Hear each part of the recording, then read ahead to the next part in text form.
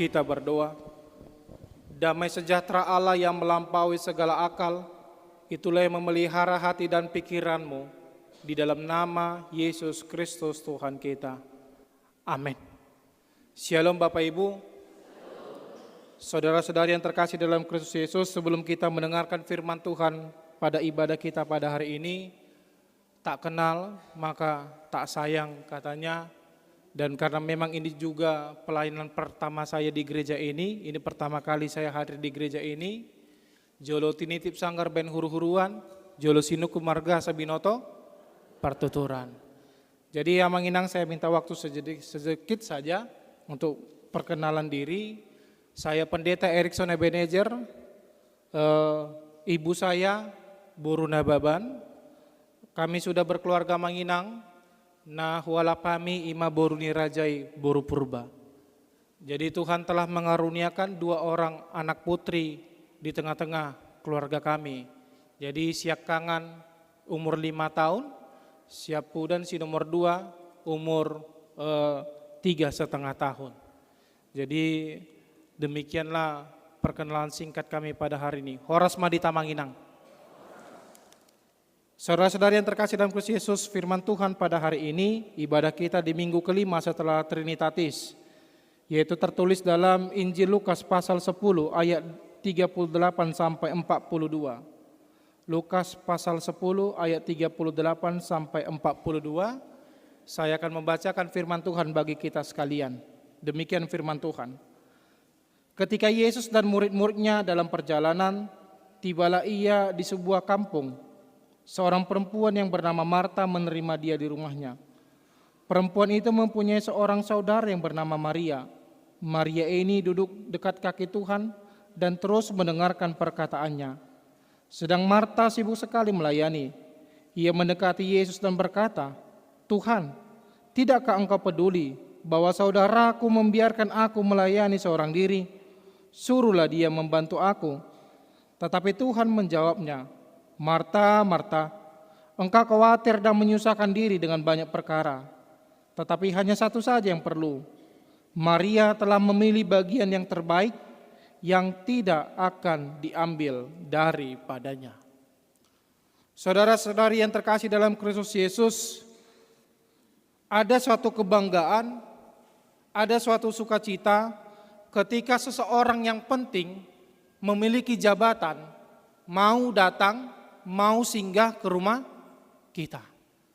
Jadi kalau kita boleh jujur Amanginang, kalau seandainya presiden kita atau salah seorang menteri, atau salah seorang gubernur, atau mungkin pimpinan gereja Eporus datang dan ngabari sama kita, "Amang, aku mau datang ke rumahmu."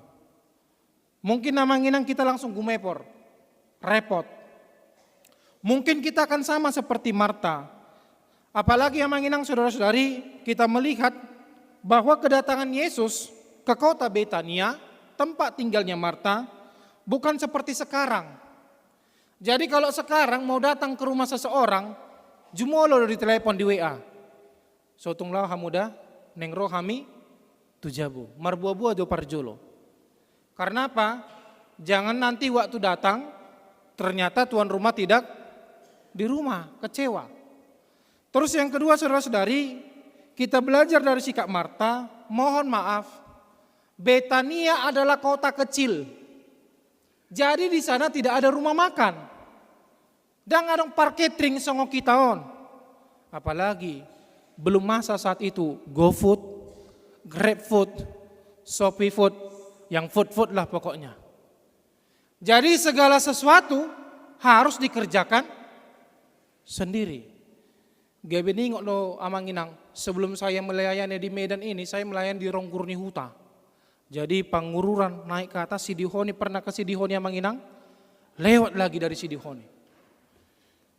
Jadi kalau ada kabar preses ngabari, rohamida marminggu tusi, atau pernah kemarin Amanginang Eporus datang, neng rohamida marminggu tusi paditaina. Saya stres sendiri Amanginang. Kenapa? Ke Pangururan itu 2 jam. Sedangkan Onan hanya setiap hari Rabu. Tak mungkin datang pimpinan saya nggak siapkan diri. Tidak mungkin datang pimpinan, gak ada yang mau dibuat. Padahal, dengan pertiga-tiga di sini. Akadamang dok denang saudara-saudara yang terkasih dalam Kristus Yesus.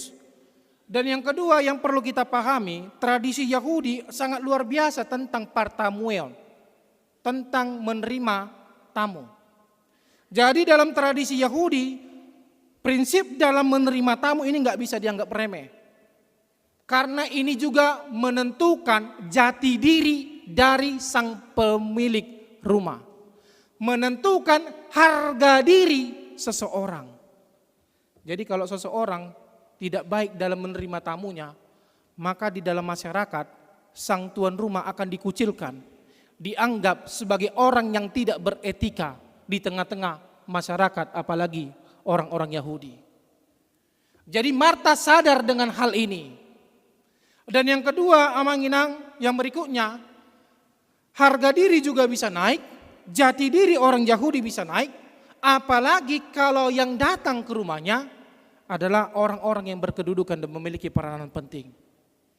Itu sebabnya maaf, Yesus dicemooh oleh orang-orang Farisi. Karena apa? Karena dia mau datang, mau duduk ke rumah Zekeus. Bahwa Yesus orang yang penting, seorang rabi, datang bertamu ke rumah Zekeus yang merupakan seorang pendosa. Jadi etika dalam bertamu manginang secara sosial ini sangat-sangat penting dijaga. Dan mirip seperti kita manginang orang Batak. Molo nengro hula-hula martelepon, dan mungkin duduk tenak kita manginang, yakin now. 100% yakin. Aito emak hula-hula noro-noro mesi, nadongi ma bain, betolor tolori lopa. Aidang mungkin telur goreng ibain. Jujur na emak. Jadi kalau sudah datang kabar nengro hula-hula, pasti dogu malaput. Dilului do akar rumah makan, mana rumah makan yang buka kan gitu kan. Apalagi kalau ada pelihara ayam sendiri, ya udah dipotong untuk disiapkan, dimasak sama hula-hula. Ada prinsip yang sama dengan kita. Jadi saudara-saudari, Marta sibuk, padahal Maria duduk tenang, duduk cantik, mendengarkan Tuhan Yesus. Mungkin beberapa di antara kita manginang, mana yang benar? Marta atau Maria manginang? Antara sikap Marta dan Maria, dienotikos. Saudara-saudari yang terkasih dalam Kristus Yesus, kita melihat Marta duduk dan mendengar Yesus selalu berada di sisi Yesus. Marta bekerja untuk Yesus, mengorbankan tenaganya untuk Yesus, mengorbankan dananya, materinya untuk membeli makanan supaya bisa dimasak untuk Yesus. Maka banyak orang katakan Maria yang lebih penting amang. Jadi saya katakan, salahkah kalau kita berkorban untuk Tuhan? Salahkah kalau saya bekerja untuk Tuhan? Salahkah Maria ketika dia korbankan dirinya, tenaganya untuk melayani Tuhan? Jadi saudara-saudara yang terkasih dalam Kristus Yesus, ini yang mau kita pelajari. Jadi sebenarnya yang pertama, kita melihat dulu apa yang dilakukan oleh Maria. Apa yang bisa kita pelajari dari Maria? Yang pertama, sikap Maria menunjukkan bagi kita, gambaran bagi kita, ada suatu sikap kerinduan, kemauan untuk datang, untuk mau mendengarkan Tuhan melalui Yesus Kristus yang berfirman. Saudara-saudari, kedatangan Yesus Kristus ke dunia ini bukan untuk diagungkan, bukan untuk dijamu, tapi prinsip Yesus datang adalah melayani, prinsip Yesus datang adalah untuk menyampaikan firman Tuhan. Lamar barita nauli do Tuhan Yesus. Itu sebabnya saudara-saudari yang terkasih dalam Kristus Yesus, tujuan Yesus datang singgah ke rumah Marta dan Maria untuk preaching, teaching, mengajar. Jadi tujuan Yesus adalah bagaimana Maria dan Marta mau menerima firman Tuhan. Dan sikap ini yang ditunjukkan oleh Maria. Dia mau untuk mendengarkan firman Tuhan. Jadi saudara-saudari, kalau kita diminta untuk jadi tuan rumah pertangyangan, las maroham amanginang. Karena secara langsung kita menjakon Yesus serotu jabuta. Dang lau margurgari lau partangyangan ini. Orang datang partangyangan bukan mau buat ribut. Tapi orang datang partangyangan untuk berdoa bersama-sama di rumah kita. Supaya Tuhan bersuara berfirman di rumah kita. Supaya rumah kita menjadi berkat. Karena ada beberapa orang kalau disuruh partangyangan ke rumahnya. Unang majo ijabunami amang. Bulan na Roma ina. Tiba bulan depan. Unang majo amang. Bulan na Roma ima ina. Sampai berganti 3 kalender, unang maju di Jabunami. Saudara-saudari yang terkasih dalam Kristus Yesus, kenapa bisa seperti itu? Karena manginang ujungnya kita akan sikap masuk ke dalam sikap kedua. Sikap yang kedua adalah Marta. Apa yang terjadi dengan Marta? Marta menerima Yesus tapi disibukkan dengan perkara duniawi. Karena dia repot memikirkan apa yang akan dimakan, apa yang diminum oleh Yesus. Jadi maaf amang inang, banyak orang akhirnya menolak pertangyangan di rumahnya. Karena apa? Ahadosi alangon ano. Ahadosi paradeon. Karakter Marta ini. Padahal amang inang datang ke pertangyangan mau berdoanya. Kan nangi, guar na pe pertangyangan, lo martangyang do. Lau manangin hatani Tuhan tuat tado dang laho mangan tu pesta do lau mangan. Tapi kedatangan ke pertangyangan air putih yang ada cukup. Kalau ada berkat snack yang ada cukup. Kalaupun makanan yang berat diberikan itu lebih dari cukup. Tapi sebenarnya yang penting air putih saja yang ada itu cukup amang inang. Dak kuboto ipaksa do tahingi kumangan-mangan pertangyangan amang inang. Adakah paksaan harus makan datang ke pertangyangan? Tidak. Jadi amang inang saudara-saudari, jauhkan pikiran kita dari pikiran Marta yang menyatakan fokus utama Yesus datang adalah untuk dijamu. Jadi bukan seperti itu konsep bagi kita amang inang. Tetapi kita harus, kalau kita lihat amang inang, di mana salahnya Marta? Tadi Marta korbankan tenaga, Marta korbankan diri, Marta korbankan dana untuk Tuhan. Salahnya Marta di mana amang inang? Marungut-ungut. Jerih payahnya, halo John nagabi sia-sia. Dia datang dan dia marah sama Yesus, Tuhan, kenapa kau biarkan Marta? Kenapa kau biarkan Maria membiarkan aku mengurus segalanya? Sedangkan Maria cuma duduk-duduk di samping Tuhan. Dan ternyata menginang pekerjaannya, lelahnya, jeripayahnya ternyata bukan berasal dari hati yang terdalam. Jadi menginang saudara-saudari maaf, kalau kita terpanggil untuk melayani, apalagi ya kadungan parhalado, kita terpanggil untuk song leader, terpanggil untuk latihan kor, terpanggil untuk dirijen kor, so tong didok kamu sian pangan muna lu janaibah. Karena di dalam pelayanan kepada Tuhan, di dalam pengorbanan kepada Tuhan, kita harus imani dan percayai bahwa Tuhan melihat semua apa yang kita kerjakan. Jadi jangan seperti Marta yang akhirnya jatuh kepada dosa, sehingga dia menjadi marah sama Tuhan. Dia protes sama Tuhan. Dia bersungut-sungut sama Tuhan. Karena Yesus membiarkan Maria duduk di sampingnya. Sedangkan Marta berjelih lelah. Jadi saudara-saudari yang terkasih dalam Kristus Yesus, jangan kadang-kala menginang maaf. Ini juga kita belajar tentang kesibukan duniawi. Bagaimana Marta yang akhirnya dengan kesibukan duniawinya, dia masak, dia menyiapkan untuk Yesus. Ini sebenarnya ini juga berbicara tentang kesibukan kita sehari-hari. Pekerjaan kita antara hari Senin sampai hari Sabtu. Bagaimana rutinitas kita manginang yang akhirnya Marta melupakan, Marta akhirnya tidak melihat ada Yesus yang akan berfirman di tengah-tengah rumahnya. Jadi saudara-saudara yang terkasih dalam Kristus Yesus, kita jangan sampai lupa, kita jangan seperti Marta dalam rutinitas kita dari hari Senin sampai hari Sabtu bekerja, Dan akhirnya kita lupa ada waktu, ada kesempatan di mana Allah datang, di mana Yesus datang dan mengundang kita untuk bersama-sama mendengarkan firman Tuhan. Saudara-saudari, itu sebabnya Allah menciptakan segala sesuatu selama 6 hari. Pada hari Sabat Allah beristirahat. Kenapa Allah beristirahat? Apakah Tuhan yang beristirahat di situ? Tidak. Tetapi Tuhan yang mengajarkan peristirahatan pada hari Sabat adalah hari bagaimana manusia stop untuk bekerja dan beristirahat pada hari ke-7. Dan peristirahatannya pada hari Sabat adalah bersama-sama dengan Allah, adalah bersama-sama untuk mendengarkan firman Tuhan. Jadi saudara-saudara yang terkasih dalam Kristus Yesus, ini yang kita pelajari. Kenapa Yesus akhirnya mengutamakan Maria daripada Marta?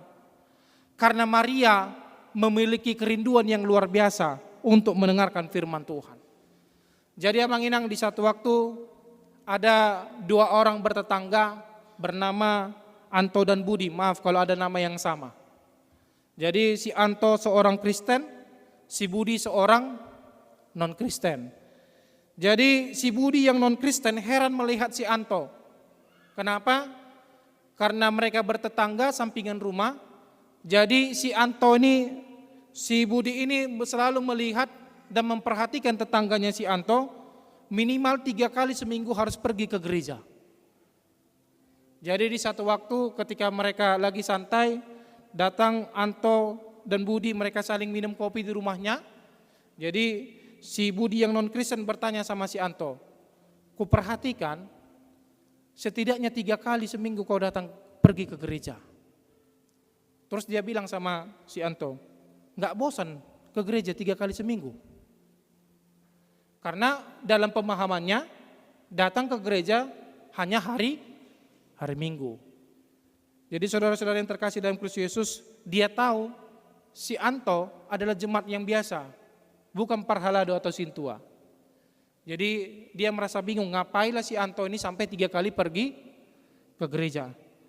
Kemudian dia tanya, "Enggak bosan kau 3 kali dalam seminggu pergi ke gereja?" Maka Budi menjawab seperti ini. Dia bertanya balik kepada si Budi. Anto menjawab si Budi, "Tadi malam Bud, kau makan apa?" "Nasi." "Semalamnya lagi?" "Nasi." "Minggu lalu?" "Nasi." "Bulan lalu?" "Nasi." Maka Anto berkata, "Enggak bosan makan nasi terus?" Karena semalamnya lagi, minggu lalu, tahun lalu, kau makan nasi terus. Jadi enggak bosan makan nasi. Maka si Budi langsung dengan jawab, "Ya enggak mungkin lah bosan. Karena nasi itu adalah kehidupan kita. Nasi adalah sumber tenaga kita. Kalau saya tidak makan nasi, mati." Maka si Anto menjawab, "Begitu juga dengan aku. Bayangkan kau 3 kali sehari makan nasi, semalam juga makan nasi, minggu lalu makan nasi. Demikian juga dengan aku. Karena makananku bukan hanya nasi, tapi makananku adalah firman Tuhan. Karena firman Tuhan yang memberikan kekuatan bagiku. Firman Tuhan yang memberikan kehidupan bagiku. Dan kau tidak tahu apa pergumulanku. Kau tidak tahu apa rasa sakitku. Kau tidak tahu bagaimana kelemahanku. Karena itu bukan nasi yang menguatkan aku, tetapi firman Tuhan. Hari Minggu aku ke gereja. Hari Rabu aku ke pertangyangan. Hari Jumat aku punguan kor. Bahkan hari Sabtu aku song leader di gerejaku. Semua aku lakukan demi firman Tuhan, supaya aku bisa hidup. Jadi saudara-saudari yang terkasih dalam Kristus Yesus, ini yang hendak diutamakan oleh firman Tuhan pada hari ini. Rekod bekerja bagi Tuhan, tetapi ingatlah firman Tuhan adalah sumber tenaga bagi kita untuk bekerja. Firman Tuhan adalah kekuatan bagi kita. Itu sebabnya jadilah Maria yang merindukan firman Tuhan bersuara dalam dirinya. Las Ido Manginang, dan ini kedatangan kami dari HKBP Sempurna. Jadi sedikit kami memberitahu Manginang, HKBP Sempurna salah satu programnya adalah melaksanakan pembangunan gedung sekolah minggu. Jadi kami merasa menginang anak sekolah minggu adalah jemaat. Jadi saya rasa nggak sama anak sekolah minggu mar minggu dengan kita orang tua. Jadi sekolah minggu, kalau ada gereja sekolah minggu, gedung sekolah minggunya bersih, sama saya nggak masuk akal. Kenapa? Karena gedung sekolah minggu itu harus kotor, menggambar, ditempel. Kandangi. Kemudian maaf amanginang, adong dana ijabu nami. Jujur maju hama manginang. Mula dibadikon jabu ni dak danak nadong PC na, dak danak na geleng-geleng na met-met. Doh dak danak na kuliah. Dia do jabu nam iya sama nginang. Jadi kalau ada orang punya anak bayi, punya anak kecil, tapi rumahnya bersih, dindingnya kinclong amang inang, kemudian tertata rapi, saya bertanya-tanya, ini anaknya normal atau enggak? Karena pemahaman saya, anak-anak harus aktif. Kan yang amang inang kan? Jadi kok di rumah kami amang inang di sini ruang sempurna, saya baru datang, rumahnya baru cat. Dangi, sekarang rumah saya amang inang penuh dengan lukisan. Jadi di sana sini coretan, kok mau dimarah ya udahlah. Paling nanti ada uang mau pindah dicat ulang kan gitu. Jadi amang inang sebenarnya seperti itu konsep gedung sekolah minggu. Jadi kalau ada anak-anak tuh gereja, HP Romahita, bangunang coreti gerejai, kan yang unang tempelin na, salah dotong amang inang. Karena mereka harus punya caranya sendiri, harus punya kenyamanannya sendiri untuk memuji Tuhan. Jadi itu kadang kala manginang datang kami, rodo kami HKBP Sempurna, karena ada kerinduan kami bagaimana anak-anak khususnya di HKBP Sempurna bisa nyaman untuk memuji Tuhan. Enggak terkejar-kejar waktu, karena masuk sekolah minggu jam 7:30, kemudian datang gereja siang gereja pagi jam 9, akhirnya dikejar waktu. Kenapa? Karena kalau terlambat nanti terganggu minggu pagi. Kalau sudah terlambat minggu pagi, pasti minggu siang akan terlambat. Jadi itu prinsipnya manginang kenapa dirasa perlu membuat suatu gedung sekolah minggu supaya anak-anak bisa nyaman. Jadi memang kami harus bagi horong manginang. Jadi mau tidak mau karena tidak ada gedung sekolah minggu, satu lah di gereja, satu lagi lah di Biluk Parahubasan. Jadi Biluk Parahubasan memahami pembagian horong, akadamang dok denang. Jadi itu baik manginang sama seperti sama seperti Maria supaya anak-anak sekolah minggu, supaya kita semua merasa nyaman, merasa senang, dan kerinduan kita yang luar biasa untuk bisa datang dan mendengar firman Tuhan. Dan yang kedua saudara-saudari yang terkasih dalam Kristus Yesus, sama seperti Marta, bekerjalah untuk Tuhan. Gunakanlah tenagamu, gunakanlah dayamu untuk Tuhan. Tapi jangan tiru Marta juga. Kenapa? Karena Marta akhirnya bersungut-sungut. Jadi biarlah segala jerih payahmu, biarlah segala lelahmu amanginang, ini menjadi berkat bagi kita. Dan biarlah kita harus katakan Tuhan akan memampukan aku dalam pelayananku. Tuhan akan mencukupkan aku dalam pelayananmu. Bahkan amanginang jujur, ke gereja pun kita berkorban amanginang. Kenapa saya katakan berkorban? Anda habiskan tenaga, Anda habiskan waktu, Anda habiskan dana, apalagi kalau sanga marbeca margrab. Anda habiskan uang juga untuk persembahan. Sotung adong sian pamangkat tamando. Lu janai do HP na margerijaon. Kadangi. Dan akhirnya mengapa yang terjadi? Jerih payah kita, pengorbanan kita tidak menjadi berkat. Jadi biarlah manginang susah kita, lelah kita, jerih payah kita, bahkan pengorbanan kita menjadi berkat. Dan cukup katakan kepada hatimu, Tuhan biarkan aku bersuka cita, mampukan aku. Jangan seperti Marta yang akhirnya protes kepada Tuhan. Tetapi biarlah apa yang kita lakukan, pengorbanan kita menjadi berkat amang inang. Karena kita tahu mata Tuhan melihat anak-anaknya. Apa yang diperbuat, buat yang baik dan buat yang jahat. Karena Tuhan tahu. Dan berikutnya yang terakhir saudara-saudari, jangan biarkan rutinitas kita, jangan biarkan kesibukan kita menjadi menghambat kita untuk bersama-sama dengan Tuhan, untuk bisa mendengarkan firman Tuhan. Marta berlelih-letih, Marta memasak, Marta menggunakan tenaganya, dan akhirnya dia hilang kesempatan untuk bisa mendengarkan firman Tuhan. Jadi saudara-saudara yang terkasih dalam Kristus Yesus, baiklah kita bekerja, baiklah kita berusaha, tapi ingat, janganlah pekerjaan kita bukan menjadi berkat, tapi menjadi kutuk, sehingga menghambat kita untuk datang kepada Tuhan. Kalaupun kerja pada hari Minggu, saya rasa menginang, kalau kerja pagi, banyak gereja ibadah sore. Yang pasti, jangan biarkan dirimu terlepas dari firman Tuhan. Jangan gunakan alasan pekerjaanmu untuk lari, untuk menghindar, untuk tidak ke gereja. Tapi biarlah pekerjaanmu menjadi ucapan syukurmu karena Tuhan memberkati apa yang kau kerjakan. Karena menginang adik-adik kami, maaf, zaman sekarang susah cari kerja.